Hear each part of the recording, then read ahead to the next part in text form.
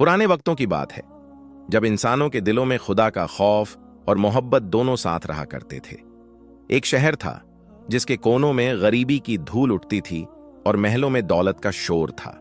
उसी शहर की एक तंग गली के किनारे एक मकान में एक बूढ़ा बाप अपनी बेटी के साथ रहता था। उस बूढ़े का नाम रहमत था, जिसकी कमर वक्त ने झुका दी थी और उसकी आंखों की रोशनी धुंधली पड़ चुकी थी। रहमत के पास सिवाय अपनी बेटी जैनब के दुनिया में और कोई सहारा नहीं था। जैनब, जिसकी मासूमियत गुलाब की पंखुद्दियों जैसी थी, पर उसकी किस्मत में सिर्फ और सिर्फ सब्र लिखा था। घर की दीवारें कच्ची थीं और छत से अक्सर मिट्टी झड़ती रहती थीं, जैसे वह घर भी रहमत की बेबसी पर आंसू बहा रहा हो। एक शाम जब सूरज ढल रहा था, रहमत अपनी टूटी हुई चारपाई पर लेटा हुआ जोर जोर से खांस रहा था। उसके सीने में उठने वाला दर्द उसे जीने नहीं दे रहा था, लेकिन उसे अपनी मौत का डर नहीं था, बल्कि उसे फिक्र थी तो बस अपनी उस बेटी की जो उसके बाद इस बेरहम दुनिया में अकेली रह जाएगी। जैनब ने अपने कांपते हाथों से पानी का प्याला अपने बाप के होठों से लगाया और उसकी आंखों में आंसू भर आए, क्योंकि घर में खाने को एक दाना भी नहीं बचा था। रहमत ने अपनी बेटी का चेहरा देखा और उसके सूखे होठों पर एक फीकी सी मुस्कुराहट आई और उसने कहा कि बेटी घबरा मत, अल्लाह अपने बंदों को कभी अकेला नहीं छोड़ता। अभी वह यह बात कह ही रहा था कि अचानक बाहर गली में घोड़ों के टापों की आवाज सुनाई दी और भारी कदमों की आहट उनके दरवाजे के करीब आकर रुक गई। जैनब का दिल जोर जोर से धड़कने लगा, क्योंकि उस वक्त उस गरीब बस्ती में किसी अमीर या सिपाही का आना किसी बड़ी मुसीबत का इशारा था। दरवाजे पर एक जोरदार दस्तक हुई और पुरानी लकड़ी चरमराने लगी, जैसे वह भी इस खौफ से कांप रही हो।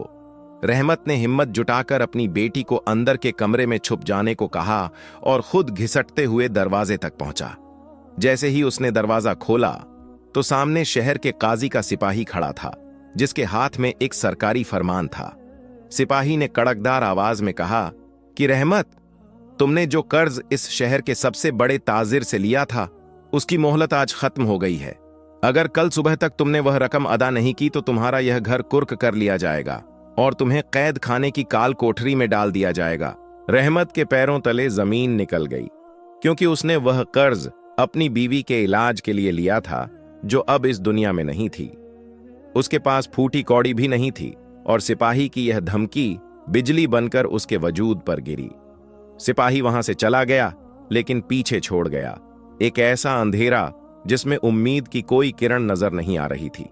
जैनब, जो अंदर के कमरे से सब सुन रही थी, वह बाहर आई और अपने बाप के पैरों से लिपटकर फूट फूट कर रोने लगी। रात का सन्नाटा गहरा होता जा रहा था और उस घर में सिवाय सिसकियों के और कुछ नहीं था। रहमत ने अपनी धुंधली आंखों से आसमान की तरफ देखा और पुकारा कि ए मेरे मौला, तू ही है जो डूबती कश्तियों को किनारे लगाता है। वह सारी रात मुसल्ले पर बैठा रहा और उसके सज्जदों में वह तड़प थी जो अर्श को हिला देने वाली थी। सुबह होने में अभी कुछ ही वक्त बाकी था कि अचानक रहमत को महसूस हुआ कि गली में फिर से किसी के चलने की आवाज आ रही है। इस बार वह आवाज घोड़ों की नहीं थी, बल्कि किसी के धीमे और संजीदा कदमों की थी, जो सीधे उनके दरवाजे की तरफ बढ़ रहे थे। रहमत का दिल खौफ और उम्मीद के बीच झूल रहा था कि इस पहर कौन आ सकता है। उसने कांपते हाथों से कुंडी खोली तो देखा कि एक शख्स कंबल ओढ़े खड़ा है, जिसका चेहरा ढका हुआ था। उस अजनबी ने बिना कुछ कहे रहमत के हाथ में एक भारी सी थैली थमा दी और मुड़ने लगा। रहमत ने उसे रोकने की कोशिश की और पूछा कि आप कौन हैं और यह सब क्या है, लेकिन वह शख्स चुपचाप अंधेरे में गायब हो गया। जब रहमत ने उस थैली को खोला तो उसकी आंखें फटी की फटी रह गईं, क्योंकि उसमें सोने की अशर्फियां चमक रही थीं। इतनी दौलत उसने अपनी पूरी जिंदगी में कभी एक साथ नहीं देखी थी। जैनब भी यह मंजर देखकर हैरान रह गई और दोनों की आंखों से शुक्र के आंसू बहने लगे। उन्हें लगा कि शायद उनकी मुसीबत टल गई है, लेकिन उन्हें यह अंदाजा नहीं था कि यह तो बस उस इम्तिहान की शुरुआत है जो अल्लाह की तरफ से उनके सब्र को आजमाने के लिए भेजा गया था। जैसे ही सुबह की पहली किरण फूटी और रहमत उस ताजिर का कर्ज चुकाने के लिए घर से निकला, तो उसे रास्ते में शहर के कुछ लोग इकट्ठा दिखे जो किसी बड़ी अनहोनी की बातें कर रहे थे। पता चला कि रात को बादशाह के महल में बड़ी चोरी हुई है और चोर सोने की अशर्फियां लेकर फरार हो गया है। रहमत के हाथ कांपने लगे और उसका दिल डूबने लगा, क्योंकि उसके हाथ में भी वही सोने की अशर्फियां थीं जो उस अजनबी ने दी थीं। वह डर के मारे वापस अपने घर की तरफ भागने लगा, क्योंकि उसे लगा कि कहीं वह अजनबी कोई चोर तो नहीं था जिसने उसे मुसीबत में फंसा दिया। वह जैसे ही अपनी गली के मोड़ पर पहुंचा तो उसने देखा कि सिपाही पहले से ही उसके घर के बाहर खड़े हैं और पूरा मोहल्ला तमाशा देख रहा है। ज़ैनब घर के दरवाजे पर बेबस खड़ी रो रही थी और सिपाही घर की तलाशी ले रहे थे। रहमत ने भागकर अपनी बेटी को गले लगाया, लेकिन सिपाहियों ने उसे धक्का देकर गिरा दिया और उसके हाथ से वह थैली छीन ली। जैसे ही थैली खुली और सोने की अशर्फियां जमीन पर गिरीं, तो सिपाहियों की आंखों में लालच और हैरानी एक साथ उतर आई। सिपाही चिल्लाया कि यही वह अशर्फियां हैं जो शाही खजाने से चोरी हुई हैं और इस बूढ़े ने इन्हें चुराया है। रहमत चीख चीख कर कहता रहा कि वह बेगुनाह है और उसे यह किसी अजनबी ने दी है, लेकिन उसकी बात सुनने वाला कोई नहीं था। उसे जंजीरों में जकड़ लिया गया और ज़ैनब को अकेला उसी टूटे हुए घर में छोड़ दिया गया। सारा शहर थू थू करने लगा कि देखो, यह गरीब बूढ़ा तो बड़ा नेक बनता था, लेकिन निकला एक चोर। जेल की उस काल कोठरी में रहमत अकेला बैठा अपनी किस्मत पर रो रहा था और उसे रह रहकर अपनी बेटी का ख्याल आ रहा था, जो अब इस जालिम दुनिया के रहमोकरम पर थी। उसे समझ नहीं आ रहा था कि अल्लाह ने उसकी मदद भेजी थी या यह कोई आजमाइश थी जो उसे और भी गहरी खाई में गिरा गई।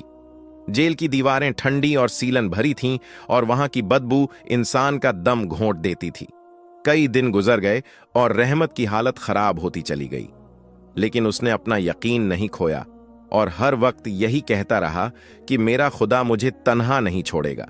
उधर ज़ैनब दाने दाने को तरस गई और मोहल्ले वालों ने भी उससे मुंह मोड़ लिया था, जैसे वह किसी गुनहगार की बेटी हो। एक दिन ज़ैनब को पता चला कि उसके बाप को अगले रोज सरेआम चौराहे पर फांसी दी जाने वाली है, क्योंकि शाही चोरी की सजा सिर्फ मौत थी। यह खबर सुनते ही ज़ैनब के पैरों के नीचे से जैसे जमीन खिसक गई और वह बदहवास होकर महल की तरफ भागी ताकि बादशाह से रहम की भीख मांग सके। लेकिन महल के पहरेदारों ने उसे धक्के देकर बाहर निकाल दिया और उसका मजाक उड़ाया। वह थक हार कर एक पुरानी मस्जिद के कोने में बैठ गई और रोने लगी। रात का आखिरी पहर था जब ज़ैनब को मस्जिद के सहन में वही अजनबी नजर आया जिसने उसके बाप को वह अशर्फियां दी थीं। उसकी रूह कांप गई और वह दौड़कर उस शख्स के पास पहुंची और उसका दामन पकड़ लिया।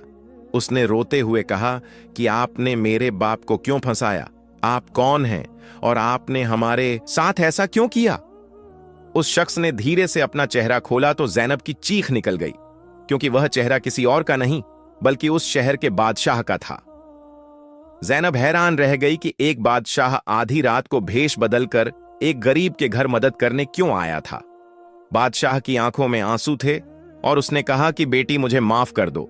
मैं तुम्हारी आजमाइश नहीं कर रहा था, बल्कि मैं तो खुद अपनी रियाया का हाल जानने निकला था। बादशाह ने बताया कि उस रात जब वह रहमत के घर आया था तो उसने उसकी दुआएं सुनी थीं और वह इतना मुतासिर हुआ कि उसने अपने निजी खजाने से वह अशर्फियां दी थीं। लेकिन अगले दिन जब चोरी की खबर फैली तो बादशाह खुद हैरान था कि उसके वजीरों ने यह झूठी अफवाह क्यों फैलाई। बादशाह को अब समझ आ रहा था कि उसके दरबार में कुछ गद्दार हैं जो उसे बदनाम करना चाहते हैं और गरीबों पर जुल्म कर रहे हैं। उसने ज़ैनब से वादा किया कि वह उसके बाप को न सिर्फ रिहा करेगा बल्कि उन गद्दारों को भी सजा देगा जिन्होंने एक मासूम को फंसाया। लेकिन कहानी में मोड़ तब आया जब बादशाह ज़ैनब को लेकर जेल पहुंचा ताकि रहमत को आजाद कर सके। वहां जाकर उन्होंने देखा कि काल कोठरी का दरवाजा खुला हुआ है और पहरेदार बेहोश पड़े हैं और रहमत वहां नहीं है। पूरे जेल में खलबली मच गई कि एक बूढ़ा कैदी कैसे गायब हो सकता है जो ठीक से चल भी नहीं पाता था। बादशाह को शक हुआ कि शायद उसके दुश्मनों ने रहमत को अगवा कर लिया है ताकि बादशाह को सच का पता न चल सके। ज़ैनब का बुरा हाल था और वह पागलों की तरह अपने बाप को ढूंढने लगी। तभी शहर के सबसे ऊंचे मीनार से एक आवाज गूंजी जो सबको अपनी तरफ खींचने लगी। सब लोग उस मीनार की तरफ भागे और देखा कि रहमत वहां खड़ा है, लेकिन उसके चेहरे पर एक अजीब सा नूर था। वह डरा हुआ नहीं था, बल्कि ऐसा लग रहा था जैसे वह किसी गहरी हकीकत से वाकिफ हो गया हो। उसने नीचे खड़े मजमे से कहा कि लोगों, आज मैंने वह देख लिया जो आंखों से नजर नहीं आता, और वह सुन लिया जो कान नहीं सुन सकते। उसने बताया कि जब वह जेल में था तो उसे एक फकीर मिला, जिसने उसे एक ऐसी राह दिखाई जो सीधी अल्लाह की तरफ जाती थी। वह फकीर कौन था और वह रहमत को जेल से बाहर कैसे लाया? यह एक ऐसा राज्य था जिसे सुनकर सबके रोंगटे खड़े हो गए। बादशाह ने जब रहमत के करीब जाकर उसे छूना चाहा तो रहमत ने उसे रोक दिया और कहा कि अब मेरा रिश्ता इस दुनिया से टूट चुका है। रहमत की आंखों में एक ऐसी चमक थी जो सबको खामोश कर गई, और उसी वक्त आसमान से एक बिजली कड़की और पूरा शहर रोशनी से भर गया। जब रोशनी कम हुई तो लोगों ने देखा कि रहमत वहां नहीं था, बल्कि उसकी जगह सिर्फ उसका वह पुराना कंबल पड़ा था जो वह हमेशा ओढ़ता था। लोग हैरान थे कि एक इंसान पल भर में कैसे गायब हो सकता है, लेकिन ज़ैनब के दिल में एक सुकून था, क्योंकि उसे समझ आ गया था कि उसके बाप को उसके असली मालिक ने अपने पास बुला लिया है। ज़ैनब उस मीनार की सीढ़ियों पर गिरकर फूट फूट कर रोने लगी, और उसकी सिसकियों ने शहर की हवाओं में एक दर्द भर दिया। बादशाह सलामत खामोश खड़े उस मंजर को देख रहे थे, और उनके हाथ में वह कंबल और वह पुरानी किताब थी जो किसी जलते हुए कोयले की तरह उनके हाथों को झुलसा रही थी। जैसे ही बादशाह ने उस किताब का पहला पन्ना पलटा, उनकी पेशानी पर पसीने की बूंदें चमकने लगीं, क्योंकि सबसे ऊपर उनके अपने सगे भाई का नाम लिखा था। ज़ैनब ने अपनी धुंधली आंखों से बादशाह की तरफ देखा और लरजती हुई आवाज में कहा कि क्या मेरे बाप की बेगुनाही का सबूत मिल गया है, या अभी और आजमाइशें बाकी हैं? बादशाह ने किताब को फौरन अपने लिबासों में छुपा लिया, क्योंकि वह नहीं चाहते थे कि भरे मजमे में सल्तनत की बदनामी का तमाशा बने। उन्होंने सिपाहियों को हुक्म दिया कि ज़ैनब को पूरे एहतराम के साथ महल ले जाया जाए और रहमत के घर की हिफाजत की जाए। ज़ैनब जब उस शाही पालकी में बैठी तो उसे अपना वह छोटा सा टूटा हुआ घर याद आने लगा, जहां उसका बाप उसकी राह देखता था। उसे वह गलियां याद आने लगीं जहां वह बचपन में खेलती थी, और आज उन्हीं गलियों के लोग उसे हसरत और खौफ की नजर से देख रहे थे। महल की ऊंची दीवारें उसे डराने लगी थीं, क्योंकि वह जानती थी कि इन संगमरमर के पत्थरों के पीछे कई सियाराज दफन हैं। जैसे ही रात का अंधेरा गहरा हुआ, बादशाह ने ज़ैनब को अपने खुफिया कमरे में बुलाया, जहां सिर्फ चिरागों की मध्यम रोशनी थी। बादशाह ने वह किताब मेज पर रखी और ज़ैनब से कहा कि बेटी, तुम्हारे बाप को इस दुनिया से ले जाने वाला कोई आम इंसान नहीं था। रहमत को उस फकीर ने इसलिए चुना था क्योंकि वह इस शहर का सबसे पाक साफ इंसान था, और खुदा को उसकी सिसकियां पसंद आ गई थीं। उस किताब के पन्नों पर उन वजीरों और ताजिरों के दस्तखत थे जो रात के अंधेरे में गरीबों का गला घोंटते थे और दिन में शरीफ बनते थे। ज़ैनब ने कांपते हाथों से उस किताब को छुआ तो उसे महसूस हुआ कि पन्ने किसी कागज के नहीं बल्कि पुराने चमड़े के बने थे, जिनसे अजीब सी खुशबू आ रही थी। अचानक कमरे की खिड़की जोर से खुली और एक ठंडी हवा का झोंका चिरागों को बुझा गया। अंधेरे में ज़ैनब को फिर वही साया नजर आया जो मीनार पर दिखा था, और उसके कान में एक आवाज गूंजी कि हक की राह में अपनों को खोना पड़ता है। ज़ैनब घबरा कर पीछे हटी और चिल्लाई कि आप कौन हैं और सामने क्यों नहीं आते? वह साया पल भर में गायब हो गया, और जब दोबारा चिराग जलाए गए तो बादशाह के हाथ से वह किताब गायब थी। बादशाह और ज़ैनब एक दूसरे का चेहरा देखने लगे, क्योंकि उस कमरे के दरवाजे अंदर से बंद थे और वहां परिंदा भी पर नहीं मार सकता था। बादशाह को अब यकीन हो गया था कि यह मामला सिर्फ इंसानों का नहीं है, बल्कि इसमें रूहानी ताकतों का दखल है। अगले ही पल महल के बाहर से शोर सुनाई दिया और पता चला कि शाही अस्तबल में आग लग गई है। चारों तरफ अफरा तफरी मच गई और बादशाह फौरन बाहर की तरफ भागे, लेकिन ज़ैनब को उसी कमरे में रहने की ताकीद की। ज़ैनब अकेली उस अंधेरे कमरे में बैठी अपने बाप को याद कर रही थी कि तभी दीवार के पीछे से एक गुप्त रास्ता खुला। वहां से एक बूढ़ी औरत निकली, जिसकी कमर झुकी हुई थी और उसकी आंखें सफेद थीं जैसे वह अंधी हो। उसने ज़ैनब का हाथ पकड़ा और कहा कि अगर अपने बाप का असली सच जानना चाहती हो तो मेरे पीछे आओ। जैनब के दिल में डर था, लेकिन बाप की मोहब्बत ने उसे निडर बना दिया और वह उस अंधेरी सुरंग में उतर गई। सुरंग में चलते हुए उसे अजीब सी आवाजें सुनाई दे रही थीं, जैसे कोई जंजीरों में जकड़ा हुआ तड़प रहा हो। वह औरत उसे एक ऐसे तहखाने में ले गई जहां हजारों चिराग जल रहे थे और बीच में एक बड़ी सी कब्र थी जिस पर कोई नाम नहीं लिखा था। उस अंधी औरत ने कहा कि यह वह जगह है जहां इस सल्तनत के असल मालिक दफन है और यहीं तुम्हारे बाप का आखिरी राज छुपा है। जैनब ने जैसे ही उस कब्र की मिट्टी को छुआ, उसे अपने बाप की खुशबू आने लगी और उसके दिल ने गवाही दी कि उसका बाप मरा नहीं है। अचानक वह अंधी औरत जोर जोर से हंसने लगी और उसका चेहरा बदलने लगा और वह एक खौफनाक सिपाही के रूप में तब्दील हो गई। जैनब समझ गई कि वह जाल में फंस चुकी है और वह सिपाही कोई और नहीं बल्कि बादशाह का वही भाई था जिसका नाम किताब में सबसे ऊपर था। उसने अपनी तलवार निकाली और जैनब की गर्दन पर रख दी और कहा कि वो किताब कहाँ है, वरना तेरा हश्र भी तेरे बाप जैसा होगा। जैनब ने हिम्मत जुटाई और कहा कि मेरा बाप खुदा के पास है और अल्लाह अपने बंदों को कभी अकेला नहीं छोड़ता। सिपाही ने जैसे ही तलवार चलाने के लिए हाथ उठाया, तभी तहखाने की छत फटने लगी और ऊपर से मिट्टी का एक ढेर उस सिपाही पर गिर पड़ा। जैनब ने देखा कि वह फकीर फिर से वहां खड़ा था और उसके हाथ में वही सोने की अशर्फियों वाली थैली थी। फकीर ने जैनब की तरफ हाथ बढ़ाया और कहा कि सब्र का फल मीठा होता है, लेकिन इंतकाम की आग बहुत गहरी होती है। उसने जैनब को एक ऐसी बात बताई जिसे सुनकर जैनब के पैरों तले जमीन निकल गई कि रहमत असल में उसका सगा बाप था ही नहीं। ये सुनकर जैनब का दिमाग घूमने लगा और उसे लगने लगा कि उसकी पूरी जिंदगी एक झूठ पर टिकी हुई थी। फकीर ने कहा कि अगर असलियत जाननी है तो तुम्हें उस पुराने कब्रिस्तान जाना होगा जहां आधी रात को मुर्दे बातें करते हैं। जैनब उस तहखाने से भागती हुई बाहर निकली और सीधे उस कब्रिस्तान की तरफ दौड़ने लगी जो शहर के बाहर वीराने में था। रात के इस पहर कब्रिस्तान में सन्नाटा ऐसा था कि अपनी धड़कनें भी सुनाई दे रही थीं। वह जैसे ही रहमत की पुरानी कब्र के पास पहुंची जो खाली पड़ी थी, उसने देखा कि वहां एक चिराग जल रहा है और उसके पास एक बूढ़ा शख्स बैठा कुछ लिख रहा है। जैनब ने जब करीब जाकर देखा तो वह दंग रह गई, क्योंकि वह शख्स हूबहू रहमत जैसा दिख रहा था, लेकिन उसके बाल बर्फ की तरह सफेद थे। उसने जैनब को देखकर मुस्कुराया और कहा कि बेटी, मैं तेरा इंतजार कर रहा था, क्योंकि आज वह रात है जब किस्मत के पन्ने दोबारा लिखे जाएंगे। उसने जैनब को एक पुरानी संदूकची दी और कहा कि इसे तब खोलना जब तुम सबसे ज्यादा बेबस महसूस करो। जैसे ही जैनब ने वह संदूकची हाथ में ली, वह बूढ़ा शख्स धुएं की तरह हवा में उड़ गया और कब्रिस्तान में सिर्फ उल्लुओं के बोलने की आवाज रह गई।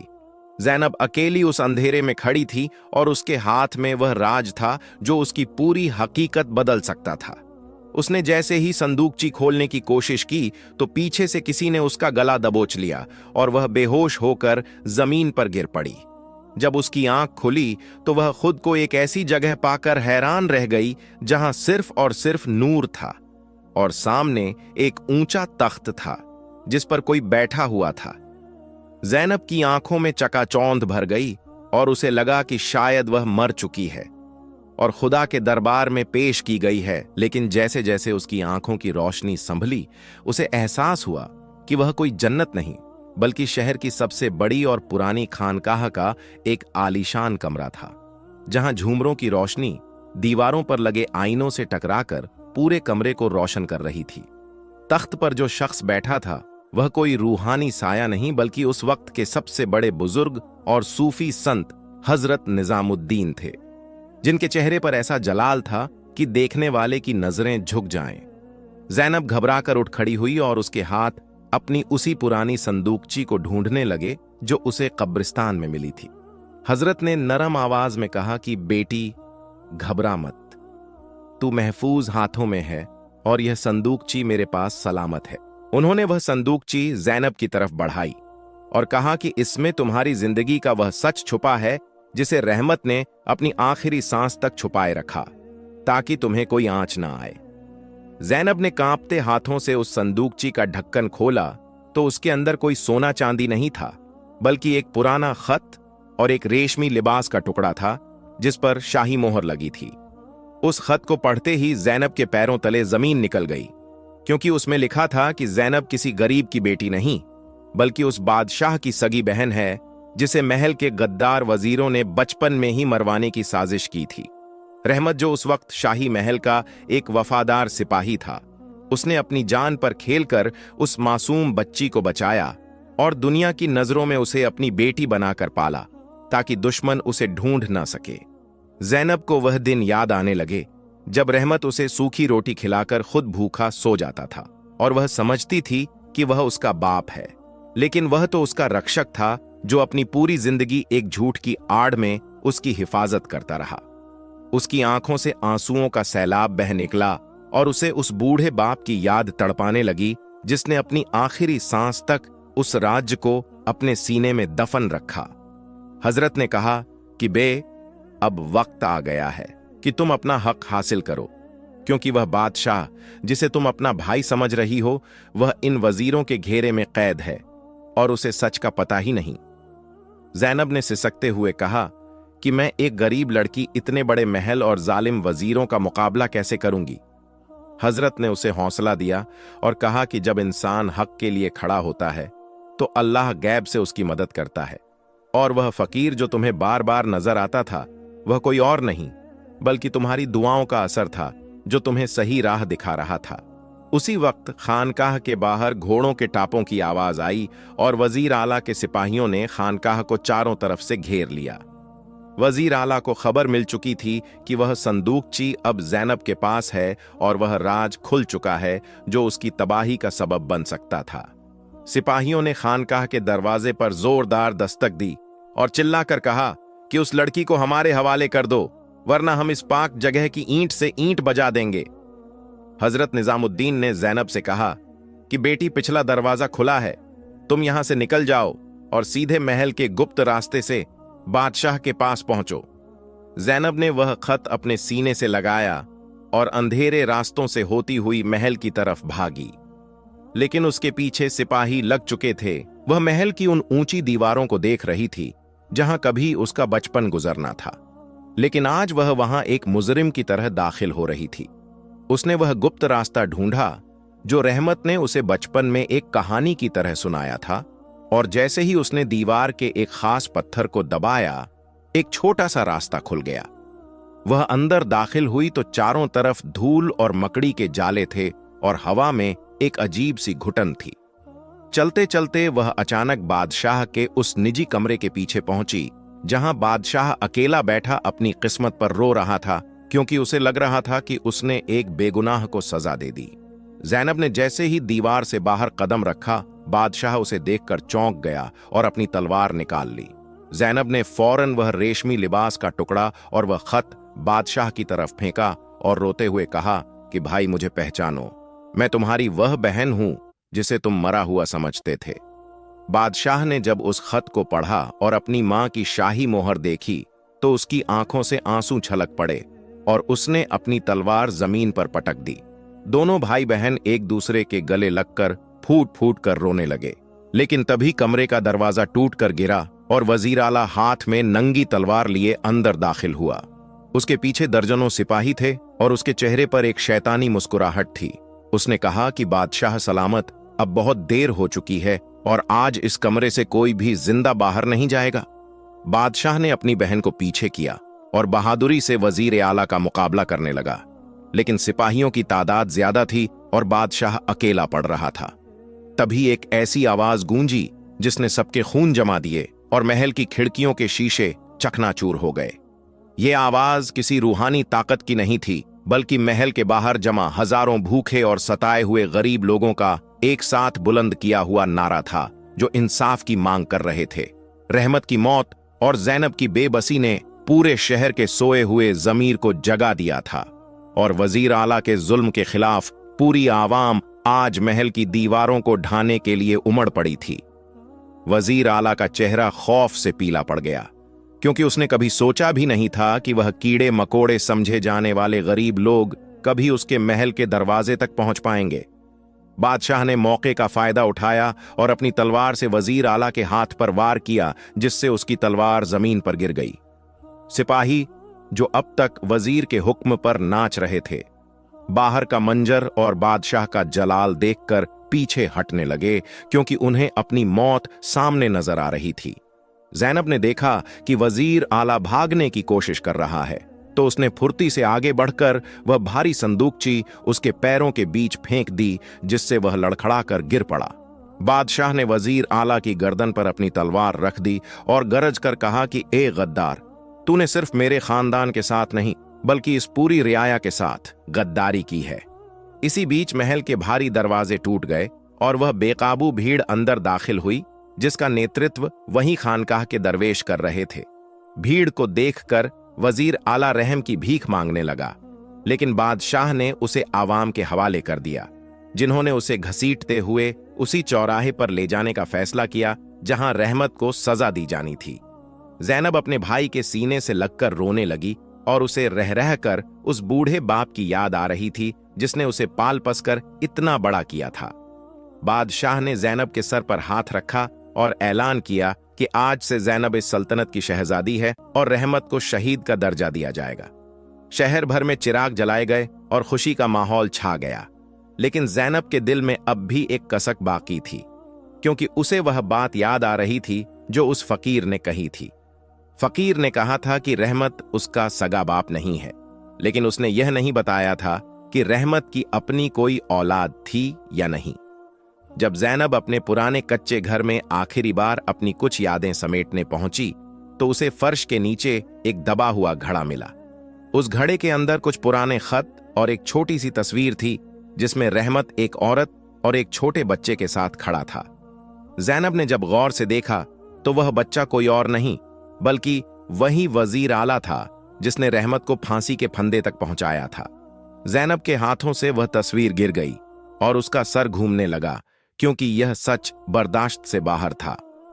रहमत ने अपने सगे बेटे की गद्दारी और जुल्म को छुपाने के लिए और अपनी पाली हुई बेटी को बचाने के लिए अपनी जान कुर्बान कर दी थी। वह गद्दार वजीर कोई और नहीं बल्कि रहमत का अपना खून था, जो दौलत की हवस में अंधा होकर अपने ही बाप को पहचानने से इनकार कर चुका था। ज़ैनब को अब समझ आया कि रहमत की आंखों में वह दर्द क्यों था जब भी वह वजीर का नाम सुनता था। वह अपने बेटे की गुनाहों का बोझ अपने कंधों पर उठाए फिर रहा था और उसकी खामोशी के पीछे एक बाप की ममता और बेबसी छुपी थी।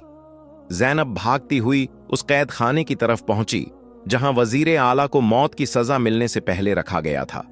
वजीर आला जंजीरों में जकड़ा हुआ था और उसके चेहरे पर अब भी वह घमंड था जो उसे ले डूबा था। ज़ैनब ने वह तस्वीर उसकी आंखों के सामने कर दी और रोते हुए पूछा कि क्या तूने एक बार भी उस बूढ़े शख्स के चेहरे को नहीं पहचाना जिसने तुझे पालकर बड़ा किया था? वजीर आला ने जैसे ही वह तस्वीर देखी, उसकी आंखों की पुतलियां जम गईं और उसके हाथ कांपने लगे। उसे वह बचपन की धुंधली यादें याद आने लगीं, जब रहमत उसे अपने कंधों पर बिठाकर इसी शहर की गलियों में घुमाया करता था। वजीर आला की चीख निकल गई और वह जमीन पर गिरकर तड़पने लगा, क्योंकि उसे एहसास हो गया था कि उसने जिस शख्स को मौत के घाट उतारा वह उसका अपना बाप था।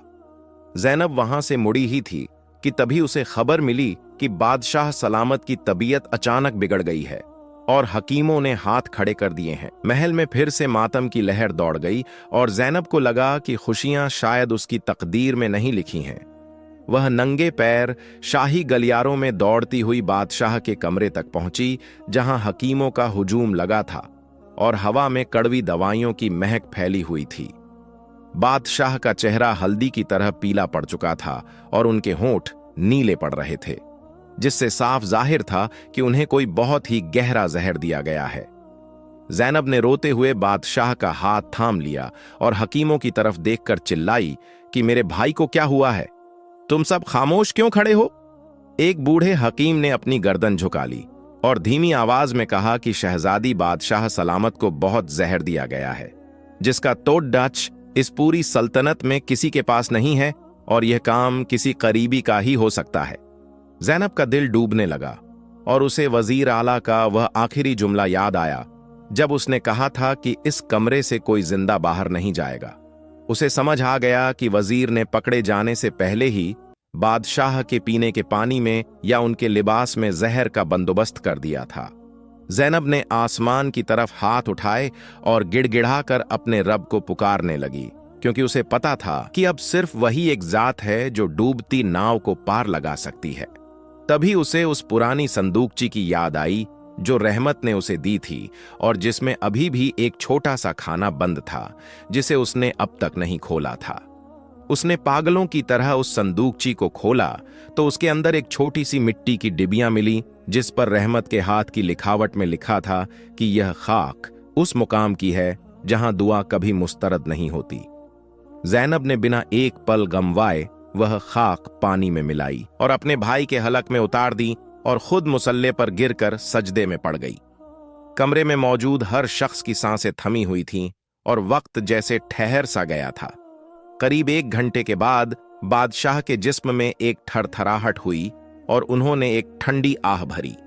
हकीमों ने जब नब्ज टटोली तो उनकी आंखें हैरानी से फैल गई, क्योंकि बादशाह का जहर तेजी से उतर रहा था और उनकी रगों में फिर से जिंदगी की लहर दौड़ रही थी। ज़ैनब ने जैसे ही अपने भाई को आंखें खोलते देखा, वह उनके सीने से लग गई और उसकी आंखों से बहने वाले आंसू आज उसकी खुशी की गवाही दे रहे थे। बादशाह ने होश में आते ही सबसे पहला हुक्म यह दिया कि उस वजीर आला को मेरे सामने पेश किया जाए जिसने मेरे बाप जैसे वफादार रहमत के खून से अपने हाथ रंगे हैं। सिपाहियों ने वजीर आला को जंजीरों में जकड़कर दरबार में हाजिर किया, लेकिन उसकी हालत देखकर सबको घिन आने लगी, क्योंकि वह अपने ही की पर शर्मिंदा होने के बजाय पागलों की तरह हंस रहा था। उसने चिल्लाकर कहा कि तुम मुझे मार भी दोगे तो क्या होगा? मैंने तो उस रहमत को मार दिया जिसने मुझे पालकर गुनहगार बनाया था। ज़ैनब आगे बढ़ी और उसने वजीर आला के मुंह पर एक जोरदार तमाचा मारा और कहा कि रहमत ने तुझे गुनहगार नहीं बनाया था, बल्कि उसने तो तुझे अपनी औलाद समझकर वह सब कुछ दिया जो वह एक गरीब होकर दे सकता था। वजीर आला की हंसी अचानक रुक गई और उसने ज़ैनब की आंखों में वह नफरत देखी जो किसी भी हथियार से ज्यादा तेज थी।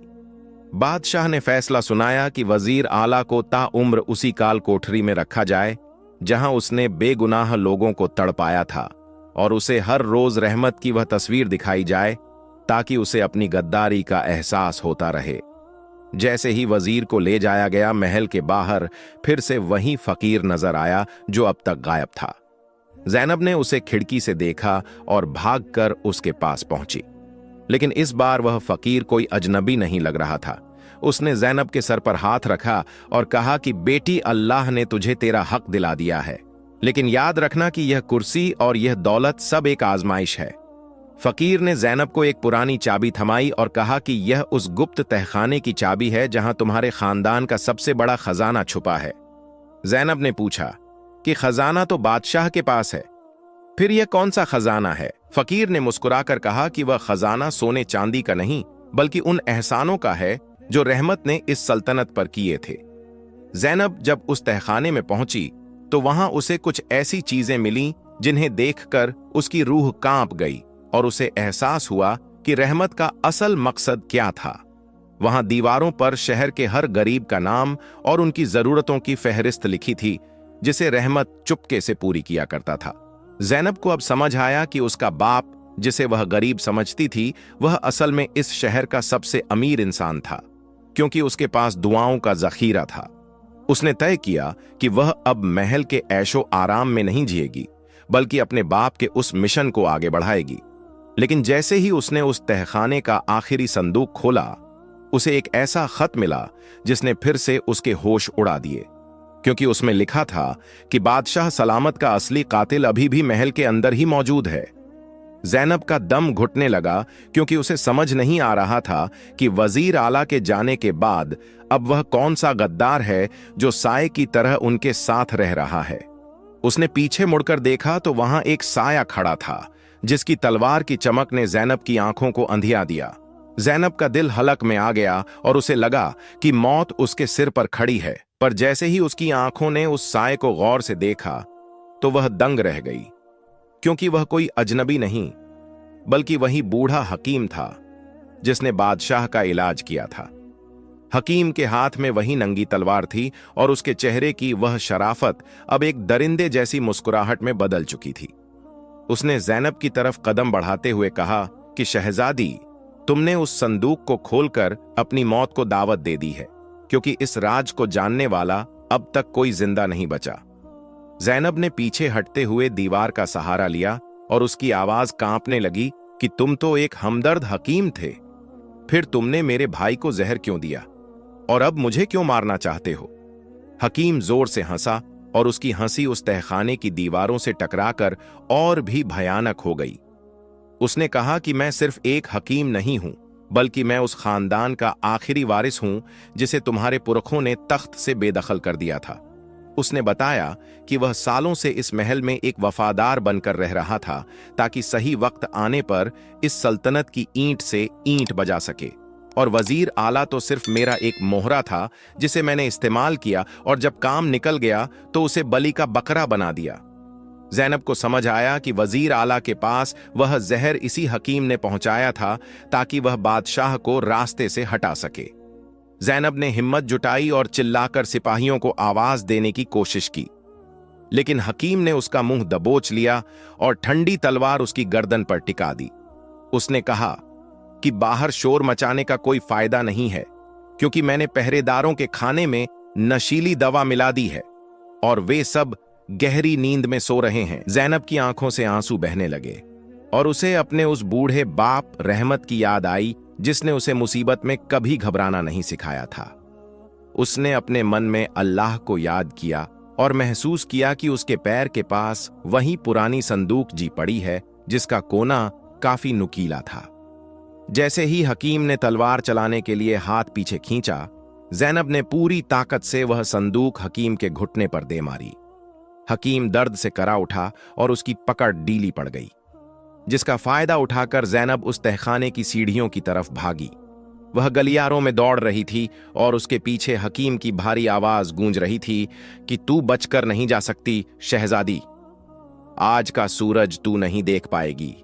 ज़ैनब दौड़ते दौड़ते सीधे बादशाह के उस कमरे में पहुंची जहां बादशाह सलामत अभी भी कमजोरी की वजह से गहरी नींद में थे। उसने कमरे का दरवाजा अंदर से बंद कर लिया और भारी अलमारियां दरवाजे के पीछे लगा दी ताकि हकीम अंदर ना आ सके। बाहर से दरवाजे पर कुल्हाड़ी चलने की आवाजें आने लगीं और ज़ैनब का कलेजा धड़कने लगा जैसे वह बाहर निकलकर आ जाएगा। उसने बादशाह को झकझोर कर जगाने की कोशिश की, लेकिन जहर का असर अभी पूरी तरह खत्म नहीं हुआ था और बादशाह सिर्फ अपनी आंखें मल कर रह गए। ज़ैनब ने देखा कि कमरे की खिड़की से नीचे शहर की बत्तियां दिखाई दे रही हैं और उसे याद आया कि रहमत हमेशा कहता था कि जब रास्ते बंद हो जाए तो आसमान की तरफ देखना चाहिए। उसने खिड़की के पास रखी एक बड़ी रेशमी चादर उठाई और उसे मजबूती से खिड़की की लोहे की छड़ से बांध दिया। जैसे ही दरवाजा टूटा और हकीम अंदर दाखिल हुआ, ज़ैनब उस चादर के सहारे नीचे लटक गई। हकीम ने खिड़की की तरफ दौड़कर तलवार से चादर काटने की कोशिश की, लेकिन तब तक ज़ैनब नीचे की बालकनी पर कूद चुकी थी। वह बालकनी से होते हुए शाही बाग की तरफ भागी, जहां अंधेरा बहुत घना था और झाड़ियों की ओट में छुप गई। उसका सांस फूल रहा था और उसके पैर जख्मी हो चुके थे जिनसे खून रिस रहा था, पर उसे दर्द का एहसास नहीं था क्योंकि उसे अपने भाई की जान बचानी थी। तभी उसे बाग के दूसरे कोने से मशालों की रोशनी दिखाई दी और उसे लगा कि शायद सिपाही जाग गए हैं। वह उस रोशनी की तरफ बढ़ी तो देखा कि वह सिपाही नहीं बल्कि वही फकीर था जो हाथ में लालटेन लिए खड़ा था। फकीर ने ज़ैनब को बदहवास हालत में देखा तो उसके चेहरे पर एक इत्मीनान आ गया और उसने कहा कि डरो मत बेटी, हकीकत का पर्दा उठने का वक्त आ गया है। उसने ज़ैनब को एक गुप्त रास्ते की तरफ इशारा किया जो सीधे शहर के मुख्य थाने की तरफ जाता था, जहां वफादार फौज के दस्ते तैनात थे। ज़ैनब ने उस रास्ते पर दौड़ना शुरू किया और रास्ते में उसे वह पुरानी गलियां मिली जहां वह रहमत के साथ कभी बेफिक्र होकर घूमा करती थी। उसे हर पत्थर और हर दीवार अपनी कहानी सुनाती हुई महसूस हो रही थी, जैसे वह कह रहे हो कि तू अकेली नहीं है, हम सब तेरे साथ हैं। वह थाने पहुंची और वहां के सूबेदार को सारी हकीकत बताई, जो रहमत का पुराना दोस्त था। सूबेदार ने जब सुना कि बादशाह की जान खतरे में है तो उसने फौरन नगाड़ा बजाने का हुक्म दिया और देखते ही देखते हजारों वफादार सिपाही महल की तरफ कूच कर गए। ज़ैनब घोड़े पर सवार होकर सिपाहियों के आगे आगे चल रही थी और उसके दिल में सिर्फ एक ही दुआ थी कि या खुदा मेरे पहुंचने तक मेरे भाई को कुछ ना हो। जब वे महल पहुंचे तो वहां हकीम ने अपने कुछ गद्दार साथियों के साथ बादशाह के कमरे को घेर रखा था और वे उसे खत्म करने ही वाले थे। ज़ैनब ने अपनी मान से वह खंजर निकाला जो उसे संदूकची में मिला था और सबसे पहले महल के अंदर दाखिल हुई। सिपाहियों और गद्दारों के बीच घमासान लड़ाई छिड़ गई और महल का वह पाक आंगन खून से लाल हो गया। ज़ैनब ने देखा कि हकीम बादशाह की गर्दन पर तलवार रखने ही वाला था कि उसने अपनी पूरी ताकत से वह खंजर हकीम की तरफ उछाला। खंजर हकीम के कंधे में जा धंसा और उसकी तलवार उसके हाथ से छूट गई। सूबेदार ने आगे बढ़कर हकीम को दबोच लिया और उसे जंजीरों में जकड़ दिया। बादशाह अब पूरी तरह होश में आ चुके थे और उन्होंने जब अपनी बहन को इस बहादुरी के साथ देखा तो उनकी आंखों में फक्र के आंसू आ गए। उन्होंने ज़ैनब को गले लगाया और कहा कि आज तूने साबित कर दिया कि तू सिर्फ मेरी बहन नहीं बल्कि इस सल्तनत की असली मुहाफिज है। हकीम को उसी वक्त कैद खाने में डाल दिया गया और उसके तमाम साथियों को मौत की सजा सुनाई गई। अगले दिन सुबह जब सूरज निकला तो उसकी किरणें महल के कंगूरों पर एक नई चमक बिखेर रही थीं। ज़ैनब ने महसूस किया कि आज की सुबह कितनी अलग है, क्योंकि आज उसके पास खोने के लिए कोई डर नहीं था। वह रहमत के उस पुराने घर गई और वहां की मिट्टी को अपने माथे से लगाया, क्योंकि उस मिट्टी की बदौलत ही आज वह यहां तक पहुंची थी। उसने फैसला किया कि वह उस कच्चे घर को कभी नहीं गिराएगी, बल्कि उसे एक ऐसी जगह बनाएगी जहां हर बेसहारा को पनाह मिल सके। बादशाह ने शहर के सबसे बड़े मैदान में एक दरबार लगाया और ऐलान किया कि आज से रहमत के नाम पर एक बड़ा लंगरखाना खोला जाएगा, जहां कोई भी भूखा नहीं सोएगा। लोग रहमत की जय जयकार करने लगे और ज़ैनब की सादगी देखकर सबने दांतों तले उंगलियां दबा लीं। लेकिन जैसे ही दरबार खत्म हुआ और ज़ैनब अपने कमरे में वापस आई, उसने देखा कि उसकी मेज पर एक छोटा सा कागज रखा है। उस कागज पर खून से लिखा था कि खेल अभी खत्म नहीं हुआ है, असली दुश्मन तो तुम्हारे बहुत करीब है। ज़ैनब का शरीर ठंडा पड़ गया, क्योंकि उसे लगा कि उसने सबको पकड़ लिया है। फिर यह कौन है जो अभी भी उसकी नजरों से बचा हुआ है? उसने उस कागज को गौर से देखा तो उस पर एक खास किस्म के इत्र की महक आ रही थी, जो सिर्फ शाही हरम की औरतें इस्तेमाल करती थीं। उसे याद आया कि महल में उसकी एक सौतेली मां भी है, जो अब तक खामोश बैठी थी और जिसने बादशाह के जहर खाने के वक्त एक आंसू भी नहीं बहाया था। ज़ैनब समझ गई कि हकीम तो सिर्फ एक मोहरा था और असली चाल तो इसी महल की दीवारों के पीछे बुनी गई थी। उसने फौरन बादशाह को इस बारे में बताना चाहा, लेकिन जब वह बादशाह के कमरे की तरफ बढ़ी तो उसने देखा कि बादशाह वहां नहीं थे। पहरेदारों ने बताया कि बादशाह सलामत अपनी सौतेली मां के साथ पुराने शिकारगाह की तरफ गए हैं, जहां बहुत घना जंगल है। ज़ैनब को खतरे की बू आने लगी और उसने फौरन अपना घोड़ा तैयार करवाया ताकि वह उस शिकारगाह तक पहुंच सके। जंगल का रास्ता बहुत ही पथरीला और डरावना था और शाम के साए गहरे हो रहे थे। चलते चलते उसे दूर से एक चीख सुनाई दी, जो यकीनन बादशाह की थी। ज़ैनब ने अपने घुड्डे को ऐड लगाई और झाड़ियों को चीरती हुई उस जगह पहुंची जहां एक पुरानी इमारत खंडहर बनी खड़ी थी। वहां उसने जो देखा उसने उसके होश फाख्ता कर दिए, क्योंकि बादशाह एक कुएं के किनारे बंधे पड़े थे और उनकी सौतेली मां हाथ में मशाल ली खड़ी थी। वह उस मशाल को कुएं में फेंकने वाली थी जहां बारूद के ढेर लगे हुए थे। ज़ैनब चिल्लाई कि रुक जाओ मां, ये तुम क्या कर रही हो? ये तुम्हारा अपना बेटा जैसा है। वह औरत पागलों की तरह हंसी और बोली कि मेरा बेटा वही होगा जो इस तख्त पर बैठेगा और मेरा अपना सगा बेटा इस अंधेरी दुनिया में भटक रहा है, जबकि इसे सब कुछ मिल गया। ज़ैनब को समझ आया कि इस औरत का अपना एक बेटा भी था जिसे सालों पहले रियासत से निकाल दिया गया था और वह उसे वापस लाने के लिए यह सब कर रही थी। ज़ैनब ने छलांग लगाकर उस औरत का हाथ पकड़ लिया और दोनों के बीच कशमकश शुरू हो गई। मशाल जमीन पर गिर गई और बारूद की तरफ आग की एक लकीर बढ़ने लगी। ज़ैनब ने अपनी पूरी जान लगाकर बादशाह की जंजीरें खोलने की कोशिश की, जबकि आग तेजी से आगे बढ़ रही थी। बारूद के ढेरों तक पहुंचती वह आग की लकीर किसी जहरीले सांप की तरह रेंग रही थी और ज़ैनब के हाथों के नाखून जंजीरों को खींचते खींचते लहूलुहान हो चुके थे।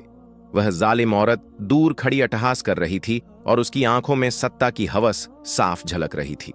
लेकिन ज़ैनब की जुबान पर सिर्फ एक ही कलमा था कि अल्लाह अपने बंदों को कभी अकेला नहीं छोड़ता। अचानक ज़ैनब को जमीन पर वही नुकीली संदूकची नजर आई जो उसने भागते वक्त अपने पास रख ली थी। उसने उसे जंजीर के कुंडे में फंसाकर पूरी ताकत से झटका दिया और खुदा का करना ऐसा हुआ कि जंजीर का जोड़ तड़क कर टूट गया। आग बारूद के बिल्कुल करीब पहुंच चुकी थी कि ज़ैनब ने बादशाह को सहारा देकर कुएं के चबूतरे से नीचे की तरफ धक्का दिया और खुद भी उनके ऊपर गिर गई। अगले ही पल एक भयानक धमाका हुआ और वह पुरानी इमारत ताश के पत्तों की तरह ढह गई और आसमान में धुएं का गुब्बार छा गया। वह जालिम औरत उस धमाके की जिद में आकर खुद अपने ही बिछाए जाल का शिकार हो गई और मलबे के नीचे दफन हो गई। कुछ देर तक वहां सिर्फ सन्नाटा और धूल थी, पर जब धूल छटी तो ज़ैनब ने मलबे से बाहर निकलते हुए अपने भाई का हाथ थाम रखा था। दोनों भाई बहन जख्मी थे, पर उनके चेहरों पर फतेह का नूर था, क्योंकि आज बुराई का आखिरी किला भी गिर चुका था। सुबह की पहली किरण जब जंगल के पेड़ों के बीच से छन कर आई तो दूर से घोड़ों की टापें सुनाई दी और वहीं पुराना फकीर शहर की वफादार फौज के साथ वहां पहुंच गया। फकीर ने ज़ैनब के सर पर हाथ रखा और कहा कि बेटी, आज तेरी आजमाइश पूरी हुई और तूने साबित कर दिया कि रहमत की परवरिश कभी नाकाम नहीं हो सकती। बादशाह ने वापस महल पहुंचकर उस फकीर को वजीर आजम का ओहदा देना चाहा, पर उस अल्लाह वाले ने मुस्कुराकर इनकार कर दिया और कहा कि मेरी मंजिल तो खिदमत एक खल्क है। बादशाह ने ज़ैनब के मशवरे पर सल्तनत के तमाम काले कानूनों को खत्म कर दिया और उस कच्चे मकान की जगह एक आलीशान मदरसा और अस्पताल बनवाया, जिसका नाम मकान रहमत रखा गया। वजीर आला को उम्र कैद की सजा हुई और वह हर रोज उसी जेल की खिड़की से उस मदरसे को देखता और अपने बाप की याद में आंसू बहाता, जिसने उसे नेक राह दिखाने की कोशिश की थी। ज़ैनब ने शहजादी होने के बावजूद अपनी सादगी नहीं छोड़ी और वह हमेशा गरीबों के बीच बैठकर उनकी मुश्किलें हल करती रहीं, जैसे रहमत किया करता था। पूरे शहर में अब खुशहाली थी और हर शख्स के लबों पर यही किस्सा था कि कैसे गरीब की दुआओं ने पूरी सल्तनत को तबाही से बचा लिया। बादशाह अब एक आदिल हुक्मरान बन चुके थे, जो भेष बदलकर अपनी रियाया का हाल पूछते थे, क्योंकि उन्हें पता चल गया था कि तख्त और ताज सब फानी है, असल दौलत तो नेक नामी है। रहमत की कब्र पर अब हर वक्त गुलाब महकते थे और वहां से गुजरने वाला हर मुसाफिर उस अजीम बाप के लिए दुआएं खैर करता था।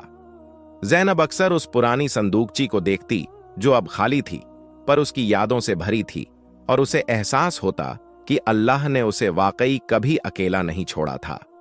यह कहानी हमें यह सिखाती है कि इंसान का असली रिश्ता खून से नहीं बल्कि एहसास और वफादारी से होता है। जो खुदा पर यकीन रखता है और सब्र का दामन नहीं छोड़ता, वक्त की हर गर्दिश उसके कदमों में झुक जाती है और बुराई चाहे कितनी ही ताकतवर क्यों ना हो, उसका अंजाम हमेशा जिल्लत की मौत ही होता है। प्यारे दोस्तों, अगर आपको यह कहानी पसंद आई है तो इस वीडियो को एक लाइक जरूर करें और ऐसे ही वीडियो देखने के लिए हमारे चैनल को सब्सक्राइब अभी कर लें।